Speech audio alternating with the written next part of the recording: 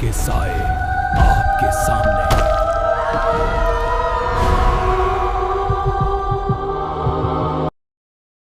वो गांव नहीं था, वो एक जिंदा शमशान था। वहां लोग सांस लेते थे, चलते थे, बोलते थे, लेकिन जीते कोई नहीं था। हर दिन कोई न कोई थोड़ा थोड़ा मर रहा था। किसी की आंखें जा चुकी थीं, किसी के हाथ, किसी की हिम्मत, और सबसे पहले जो मरा था वो था इंसानियत। गांव वाले भागना चाहते थे, सब छोड़कर, घर, जमीन, जानवर, यादें। लेकिन गांव छोड़ना नामुमकिन था, क्योंकि उस गांव को जकड़ रखा था एक शैतानी ताकत ने। एक ऐसी ताकत जो दिखाई नहीं देती थी पर महसूस होती थी। शाम होते ही गांव पर सन्नाटा गिर जाता था, जैसे किसी ने आसमान से कफन डाल दिया हो। दरवाजे बंद, खिड़कियां बंद, सांसें भी दबाकर ली जाती थीं, क्योंकि शाम के बाद उसका कहर उस राह पर उतरता था।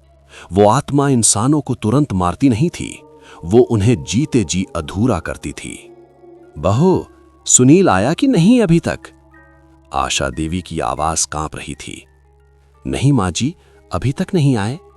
बाहर से हवा की सिसकारी, जैसे कोई दरवाजे पर खड़ा सांस ले रहा हो। हे भगवान, सूरज ढलने को है। तभी ठक ठक ठक, लाठी की आवाज। दूसरे कमरे से निकले सुरेश। आंखें खुली थीं, पर वो देख नहीं सकते थे। अंधे सुरेश को आज भी वो रात याद थी। वो रात जब उसने आंखों से नहीं, आत्मा से उस आत्मा को देखा था, और उसी रात उसकी रोशनी चली गई थी। आज फिर उसे वही एहसास हो रहा था, कुछ बहुत गलत होने वाला था। शाम ढल रही थी, वो खेत से लौट रहा था। तभी अचानक छप छप छप, मूसलाधार बारिश। अरे, ये बारिश कहां से? कपड़े भीग गए, हवा ठंडी हो गई। तभी उसने देखा पुराना बरगद का पेड़, जिसके बारे में गांव में कहा जाता था, शाम के बाद ये पेड़ सांस लेता है। वो उसके नीचे खड़ा हो गया। बारिश गिर रही थी, लेकिन उसे लग रहा था कोई उसे घूर रहा है। ऊपर देखा, इधर देखा, उधर देखा, कोई नहीं, बस भारीपन। तभी धड़ाम, जैसे कोई डाली गिरी हो, लेकिन सामने एक औरत, चेहरा जला हुआ, मांस झुलसा हुआ, आंखें भूखी। मुझे जाने दो। सुरेश पीछे हटा, भागना चाहा, पर पैर जमीन में धंस गए। दिल धड़क रहा था, सांस अटक रही थी। मौत उसके सामने थी, और वो मौत औरत थी। मैंने कुछ नहीं किया, भगवान के लिए। वो औरत बढ़ती गई, बिल्कुल सामने। सुरेश ने आंखें बंद कर ली।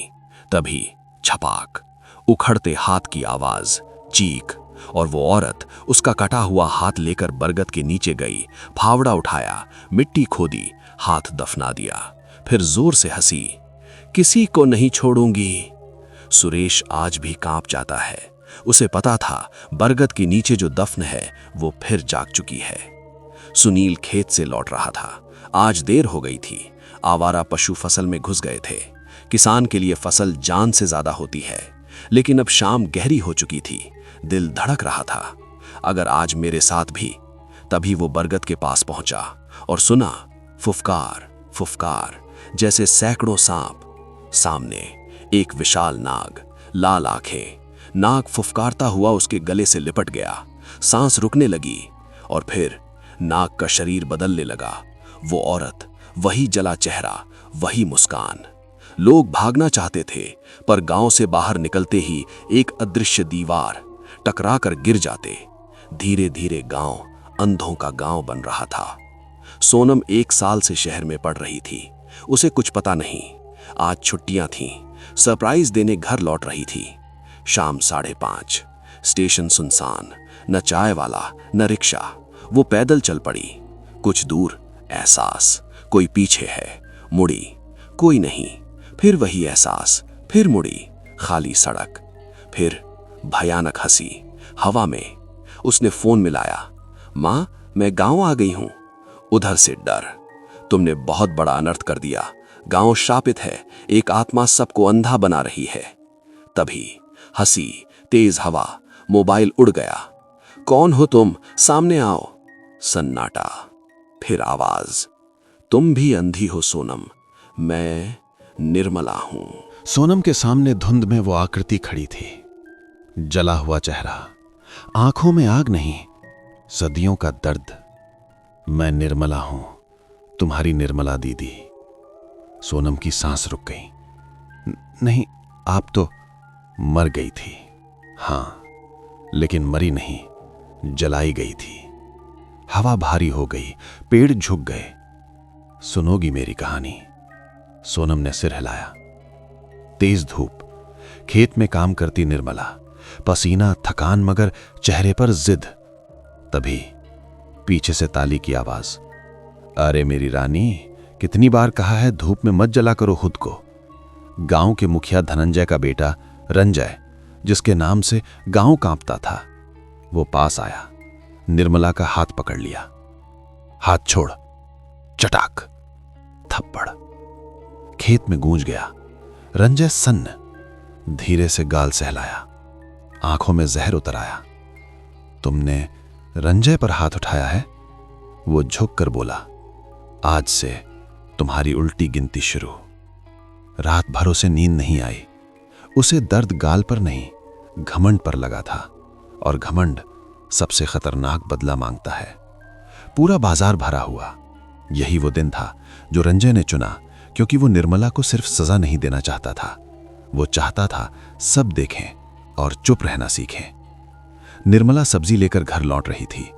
अचानक रास्ता रोका गया। पता है लड़कियों की सबसे प्यारी चीज क्या होती है? भीड़ देख रही थी, इज्जत। सोनम की आंखों से आंसू बह रहे थे। निर्मला की आवाज टूट रही थी। उसने मुझे बीच बाजार। उसकी आवाज कांप गई। हवा भारी हो गई। मैं चिल्लाती रही, कोई तो रोको, आज मैं हूं, कल तुम्हारी बेटी होगी। भीड़ खड़ी रही, आंखें खुली, आत्मा अंधी। जब उसका मन भर गया, निर्मला की आवाज पत्थर जैसी हो गई। उसने मुझ पर तेल डाला। सोनम की सांस रुक गई। आग लगा दी। हवा में जली हुई गंध घुल गई। मैं जल रही थी, तड़प रही थी, और गांव देख रहा था। कुछ लोग रो रहे थे पर आगे नहीं आए, क्योंकि डर इंसानियत से बड़ा हो चुका था। कुछ देर बाद एक लड़की मर गई और एक गांव इंसान रहना छोड़ गया। 3 दिन बाद मैं वापस आई, राख से, बरगद के नीचे, वही बरगद जहां से सब शुरू हुआ। पहले मैंने रंजय को मारा, फिर उसके बाप धनंजय को। उनकी चीखें रात में गूंजती रहीं, पर मेरा बदला पूरा नहीं हुआ। सोनम ने धीमे से पूछा, क्यों दीदी? निर्मला की आवाज गूंजी, क्योंकि गुनहगार सिर्फ वो 2 नहीं थे, पूरा गांव गुनहगार था। उन्होंने मुझे मरते देखा, मगर बचाया नहीं। इसलिए मैंने कसम खाई, अब पूरा गांव अंधा होगा। जैसे उस दिन उनकी आत्मा अंधी थी, अब उनकी आंखें भी होंगी। हवा में सिसकी।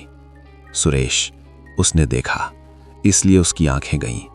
जो चुप रहे, उनके हाथ, रोशनी, हिम्मत सब जाएगी। सोनम कांप रही थी, लेकिन भागी नहीं।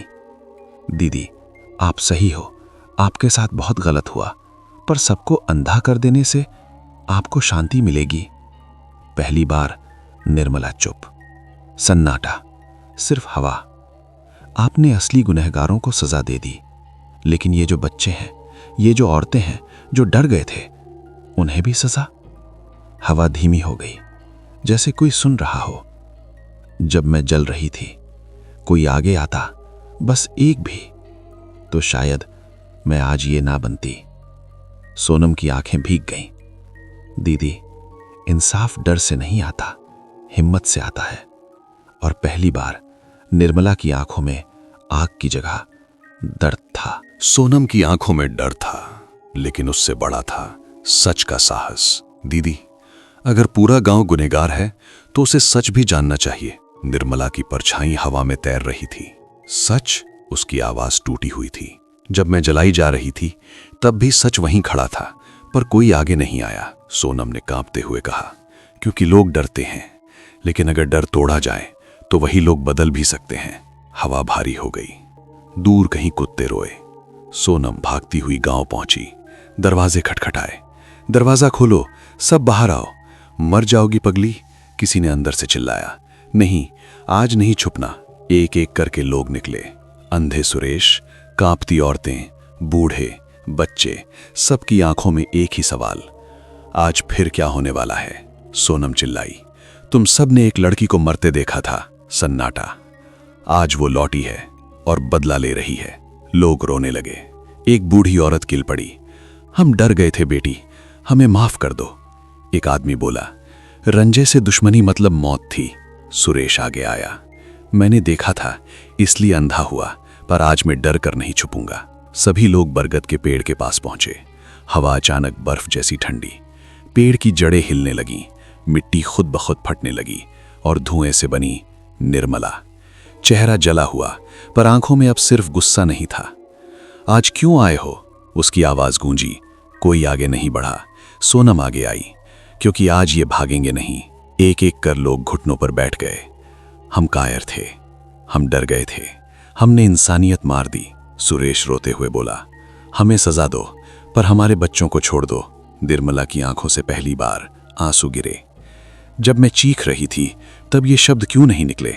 सोनम ने धीमे से कहा, क्योंकि इंसान डर से अंधा हो जाता है, जैसे अब ये सच में हो गए हैं। अगर सच में पछतावा है, निर्मला की आवाज भारी थी, तो वही आग सहो जो मैंने सही थी। जमीन से आग की लपट उठी, गांव वाले कांप गए। सोनम चिल्लाई, भागना मत। एक पल, दो पल, कोई नहीं भागा। सब खड़े रहे, आंखें बंद। हम दोषी हैं। आग उनके पैरों तक आई, पर जलाई नहीं, बस तपन दी। निर्मला कांप गई, उसका श्राप कमजोर पड़ रहा था। बरगद की जड़ों से दबी हुई हड्डियां बाहर आईं। सोनम ने उन्हें उठाया। दीदी, आपका अंतिम संस्कार पूरा नहीं हुआ था, आपको शांति नहीं मिली। गांव वालों ने मिलकर चिता बनाई, आंसुओं के साथ, सम्मान के साथ, मौन के साथ। निर्मला की आत्मा ऊपर उठने लगी। चेहरा अब जला नहीं था। वो मुस्कुराई, आज पहली बार मुझे इंसान दिखे। हवा चली, लपट बुझी और सुरेश ने पलक झपकाई। मैं देख पा रहा हूं। लोग चीख पड़े। एक एक कर आंखों की रोशनी लौटने लगी। श्राप टूट गया। सूरज निकला। पहली बार गांव में पक्षी चहके। सोनम ने बरगद की तरफ देखा। पेड़ शांत था, अब वो सांस नहीं ले रहा था। गांव में सालों बाद शांति थी। लोग हंस रहे थे, खेतों में काम हो रहा था, बच्चे खेल रहे थे, और सबसे बड़ी बात, लोग अब चुप नहीं रहते थे। किसी के साथ गलत होता, पूरा गांव खड़ा होता। निर्मला की चिता के बाद सब बदल गया था। बरगद का पेड़ सूख गया था, काली जड़ें मिट्टी में धंसकर पत्थर बन गई थीं। लोग कहते, अब डर खत्म, पर सच अभी पूरी तरह खत्म नहीं हुआ था। रात, सोनम शहर वापस जाने की तैयारी कर रही थी। मां बोली, तुमने गांव बचा लिया बेटी। सोनम मुस्कुराई, नहीं मां, सच ने बचाया। वो बरगद के पास आखिरी बार गई। अब वहां एक छोटा मंदिर बना था, दीपक जल रहा था। उसने आंखें बंद की। दीदी, अब शांति से रहना। हवा हल्की चली, जैसे किसी ने आशीर्वाद दिया हो। सुबह 5 बजे, कोहरा। सोनम पैदल बस स्टॉप जा रही थी। रास्ता खाली, शांत। अचानक उसे एहसास हुआ, कोई पीछे चल रहा है। उसने सोचा, डर की आदत रह गई है। मुड़ी, कोई नहीं। फिर कदमों की आवाज, धीमी, घिसटती हुई, ठप ठप ठप। सोनम रुकी। कौन है? कोई जवाब नहीं। कोहरे में एक धुंधली आकृति, औरत जैसी। सोनम का दिल धड़कने लगा। नहीं नहीं, श्राप तो खत्म। आकृति पास आई, चेहरा दिखा। निर्मला नहीं, कोई और। आधा जला चेहरा, आंखों में नफरत। आवाज आई, तुमने एक आत्मा को शांति दी, पर क्या तुम्हें लगा इस दुनिया में सिर्फ एक अन्याय हुआ था? सोनम के पैरों तले जमीन खिसक गई। वो आवाज गूंजी, इस धरती पर जहां जहां औरतें जलाई जाती हैं, जहां लोग चुप रहते हैं, वहां वहां हम जन्म लेते हैं। कोहरे में कई परछाइयां उभर आईं, जली हुई, टूटी हुई, चिल्लाती हुई। सोनम कांप गई। तुमने एक गांव बदला, पर दुनिया। अचानक हवा चली, पीछे से जानी पहचानी आवाज, डर मत सोनम, निर्मला की आत्मा अब शांत। मैं चली गई हूं, पर दर्द खत्म नहीं हुआ। तुम्हें भागना नहीं, लड़ना है। जहां चुप्पी देखो, आवाज बनना। कोहरे की परछाइयां पीछे हटने लगीं, जैसे रोशनी से जल रही हों।